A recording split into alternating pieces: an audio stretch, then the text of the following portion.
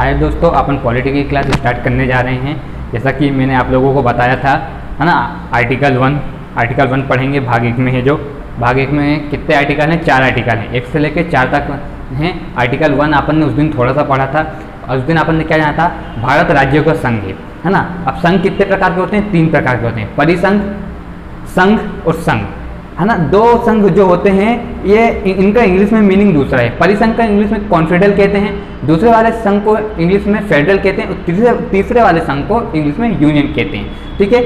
Union मतलब वह होता है कि भारत के जो राज्य चाहें तो चाह के भी भारत से अलग नहीं हो सकते। भारत के राज्य चाहें तो भारत से चाह के भी अलग नहीं हो सकते। ठीक है ना। जम्मू कश्मीर ने एडी चोटी का जोड़ लगा लिया जब वो राज्य था कि हम अलग हो जाएं, अलग कंट्री बना लें, तब भी वो अलग नहीं हो पाया। ठीक है ना।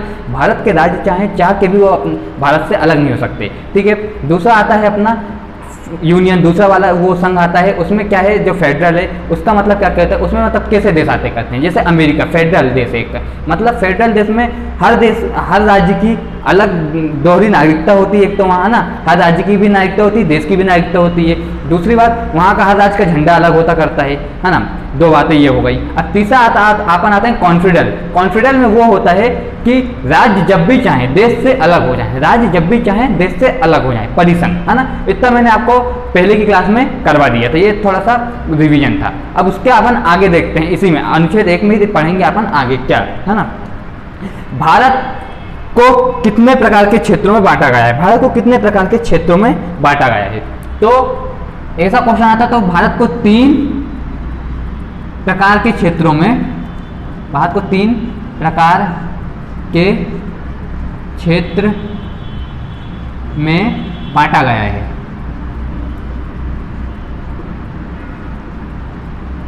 भारत को 3 प्रकार के क्षेत्र में बांटा गया है। अब 3 प्रकार के क्षेत्र, पहला राज्य, है ना।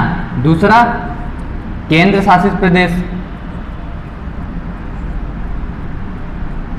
केंद्र शासित प्रदेश, दूसरा केंद्र शासित प्रदेश। तीसरा क्या हो सकता है? आपको पता है इसके अलावा भी कुछ होता है क्या? इसके अलावा भी कुछ होता है क्या? तीसरा क्या हो सकता है? तीसरा कहेंगे अपन अर्जित क्षेत्र। क्या? अर्जित क्षेत्र, अर्जित क्षेत्र।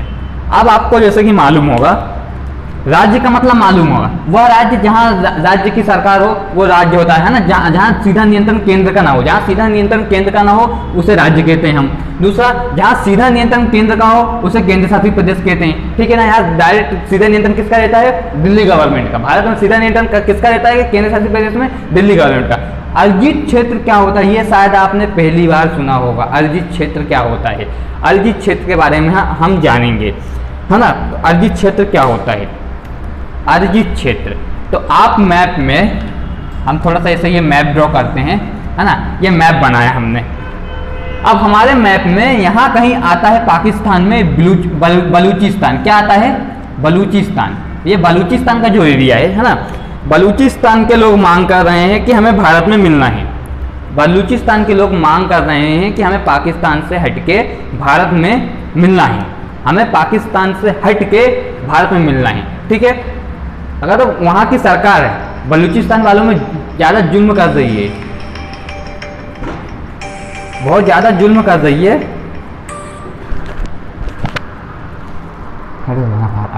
आवाज़ बढ़ा देना। अगर बलूचिस्तान की सरकार, वो पाकिस्तान की सरकार बलूचिस्तान वालों पर बहुत ज़्यादा जुल्म कर रही है और वो लोग कह रहे हैं कि हमें भारत में मिलना है, और उनका कोई नेता नहीं, वहाँ की पब्लिक कह रही है, उनका कोई नेता नहीं है कि कोई उनका नेतृत्व करे कि हाँ भाई हमें भारत में मिलना है। ठीक है। तो तब क्या होगा? उस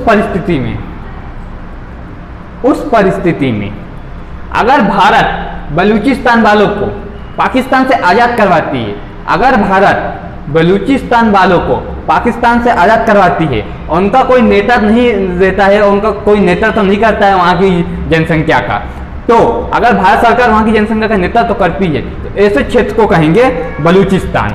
ऐसे क्षेत्र को क्या कहेंगे? अर्जित क्षेत्र। ऐसे क्षेत्र को क्या कहेंगे?